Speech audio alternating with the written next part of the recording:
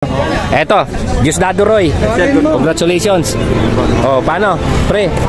Eto, kumpare ko to eh. Marlboro Tour Veteran so 1993 oh.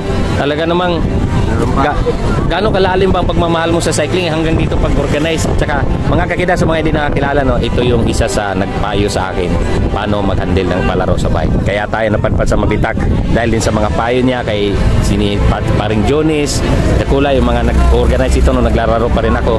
So maraming salamat dito sa ano. Pre, paano mo naisip na buuhin tong classic bike race?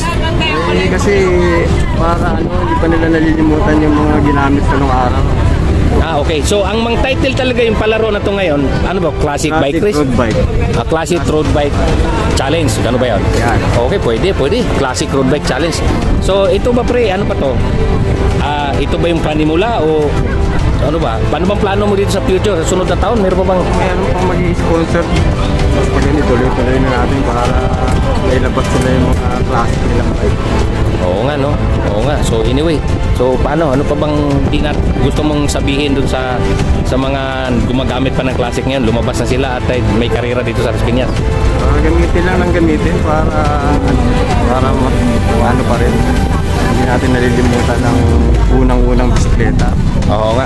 Yung gamit mo ba kanina pre? Gamit mo pa sa Marlboro Tour yun? Oo, nung 93. 93? Talaga? May natira pang isa. Okay. So paano? Ay hanggang ngayon talagang mahal na mahal pa rin yung classic. Oo, ano pa rin yan. Mensahe mo sa ating sponsor. Ay, maraming salamat sir. That's excellent. Lahat ng tumulong sa akin. Nabuo ko itong karera. Okay yun. So habang sa susunod na palaro pre, mas gagandahan pa natin. Ayun mga classic bike, labas na kayo at meron na kayong kategory dito sa Las Piñas. Ayun, so paano pre? Thank you. Salamat.